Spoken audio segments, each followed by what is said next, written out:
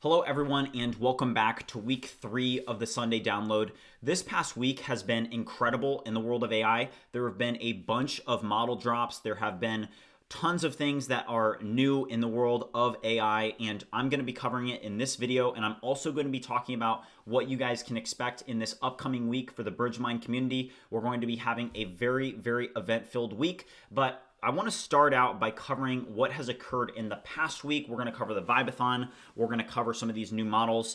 But with that being said, I do have a like goal of 100 likes on this video. So if you guys haven't already liked, subscribed, or joined the BridgeMind Discord community, which is the fastest growing vibe coding community on the internet, make sure you do so. But the first thing I want to dive into is the newly released GPT 5.3 Codex Spark. So if you guys missed this, this is a new model that released 3 days ago on February 12th from OpenAI. And this is their first model that is, their first model that is in partnership with Cerebras. So they are able to deliver more than 1,000 tokens per second, and they say while remaining highly capable for real world tasks. Okay, so this is very interesting. As you guys know, they did partner with Cerebras, and we were expecting a model to come out. One thing I do want to note though is that this is not available in the API yet, so you can only use this right now through Codex. They did the same thing with 5.3 Codex, which is very interesting. I don't know why they haven't put it in open router yet. That's just interesting, or given it API access. It's just weird. But one thing I do want to cover is it only has a 128,000 context window, so it's also only text only. So it's not super capable. When you look at the benchmarks, they basically are making the point that it doesn't lose a ton of intelligence, but I'm going to show you guys something from the BridgeBench in a second that basically says otherwise. But here's how it does on SWE-Bench Pro. You can see that, extra high Spark is at 51.5, normal 5.3 Codex extra high is 56%. So you're talking about a 5% difference, which is actually pretty big. But in the grand scheme of things, for 1,000 token speed up, I mean, that's insane. So it could be worth it, right? Here's how it does on the Terminal Bench 2.0 benchmark. So they're basically making the point, hey, we had this massive speed increase without losing a ton of intelligence, which is the case. But one thing I want to show you guys now, and this also is one thing that is new this week with BridgeMind. So this past week, during our live streams of vibe coding an app until I make $1 million, we're currently on day 134. And you guys can see here that I created a benchmark very pinpointed at vibe coding. So this is BridgeMind's official vibe coding benchmark, and we were able to do a leaderboard, and then we also came up with this creative HTML. And this is a benchmark where we give different models one shot to be able to create a singular HTML file with styling so that we can kind of get a visual representation of how good the model is. And I'm using this as an example for 5.3 Codex Spark because let's just go to this lava lamp, for example, right? Every other model created a decent lava lamp except MiniMax, but look at what Codex did, Codex Spark.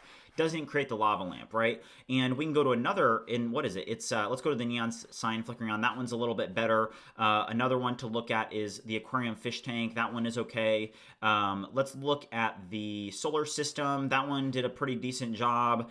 But the hot air balloon ride, you can see that this one, there's no hot air balloon even in the HTML file, right? And if I go over to my X here, you're going to see this, the comparison here as well. So here's Codex Spark, here's Opus 4.6, here's GLM5, and here's MiniMax M2.5. And you guys can see it's like, okay, 5.3 Codex Spark, they had that speed up, which is great, but know that this model is definitely going to be a little bit more unreliable and more prone to hallucinations. And in a lot of cases, that's what we're seeing from models that are that fast, right? 1,000 tokens per second is just absolutely off the charts, right? But, this is definitely something to take note of, is that, hey, 58.4%, that's like, I'm pretty sure that's better than GPT-5. It's just that sometimes with the speed up, even though it'll perform well on benchmarks, in practice, something about it speeding up to that point, it just causes a lot of hallucinations. So we'll see how this develops over time, but definitely something to take note of is GPT 5.3 Codex Spark. You can use this in Codex now, and I've tried it out myself. It is very fast. So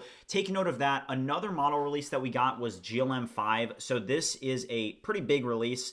So GLM5 scored 77.8% on SWE-Bench. It's doing very well in LM Arena. Let's go over to LM Arena. And one thing I will say about this model is that it isn't super reliable.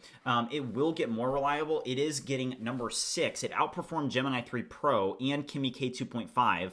So this is definitely a model you want to check out. It's very cost affordable. I think it's $1 per million on the input and $3.20 per million on the output. So very cost affordable. A lot of people that are more like budget vibe coders definitely want to take a look at this. People are using it in open code and are having very, very good results.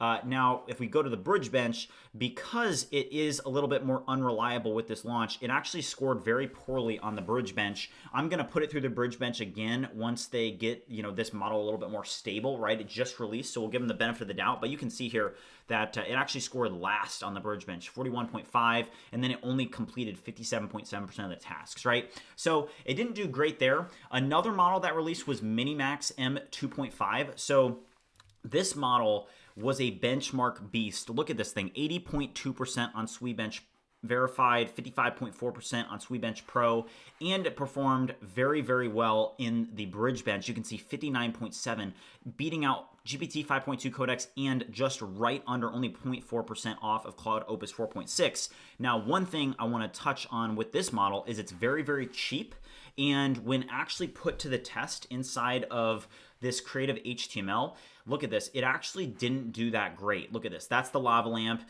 You can see some of these other models. Let's go over the neon sign flickering on. This is another good example. Look at this. Look at MiniMax. It's spelled open wrong. It's spelled open, O-B-E-N, spaced it all out. So very interesting that, even though it's benchmaxed, in practice with the creative HTML, it did not do a very great job. So let me know what you guys think in the comment section down below.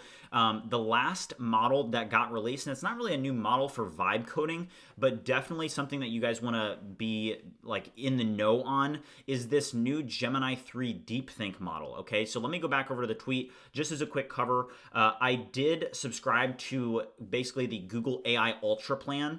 And this is the reason I did that is because this model released, you can't use it via the API. You can only use this model inside of like the actual Gemini app, right? Like almost like the ChatGPT, but for Gemini, right? You can't use this inside of anti-gravity. You can't use this via the API. And one thing to note is that it scores absolutely off the charts on Codeforces, 3,455, while Claude Opus 4.6 only got a 2,352 score. So this model is insane. Now, one thing to note is that if we go over to the BridgeBench, and this is the part that's like just crazy.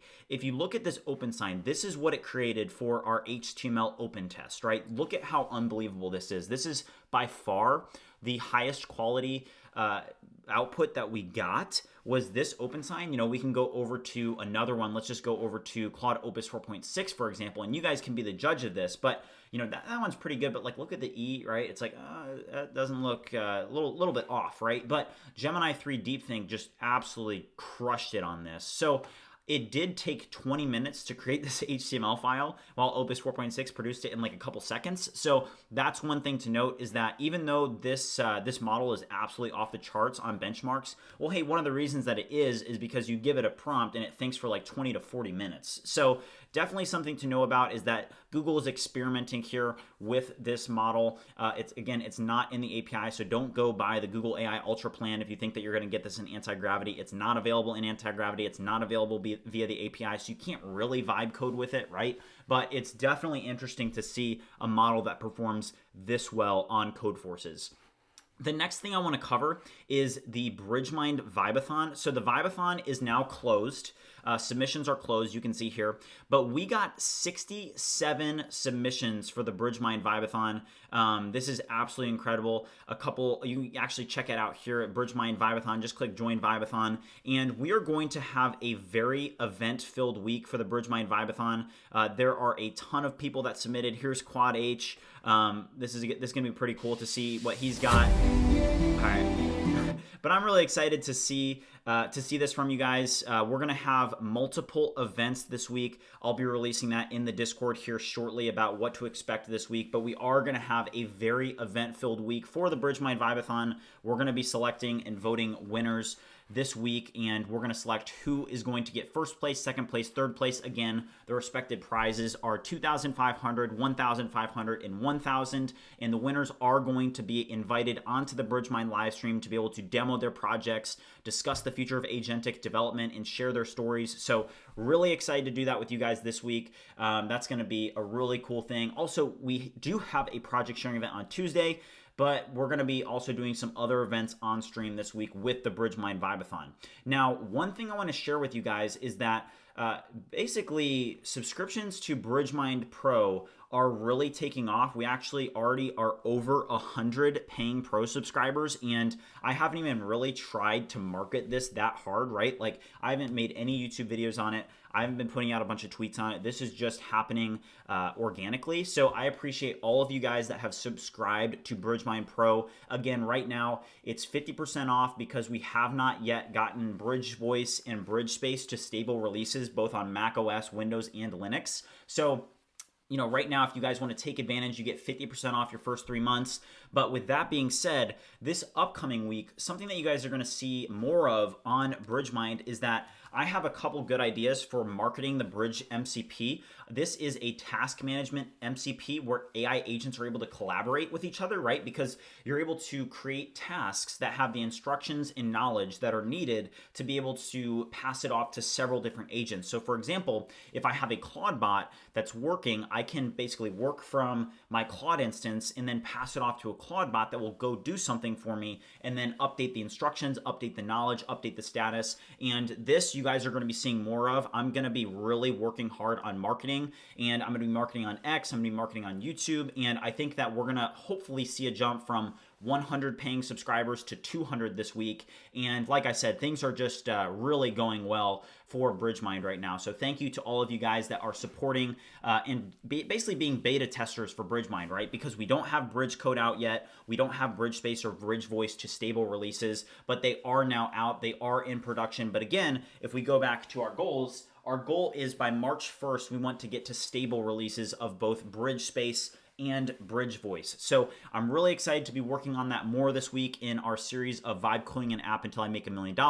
So that's going to be great. But that's really just everything that I want to cover. This has been a crazy week in the world of AI. All these new models are, we're kind of getting more of a feel for them, right? Like it'll take a little bit of time to know, okay, here's the place where you can use GLM5 in your workflow, or MiniMax is actually really good at this particular thing. But we just got dumped on this past week, and it's great to be able to try them out. It's great to have some more budget models. I do think that this is going to push Opus and Codex models to have to make them a little bit cheaper, because right now, hey, if you're looking at OpenRouter and you're just doing a quick cost comparison, right? I mean, these Chinese models are blowing Frontier American Labs out of the park, because it's like, I mean, you're talking about 20 cents per million on the input and $1 per million on the output for MiniMax M2.5. Now, I will say this model is way worse than Claude Opus 4.6, like by a long shot, right? But, I hope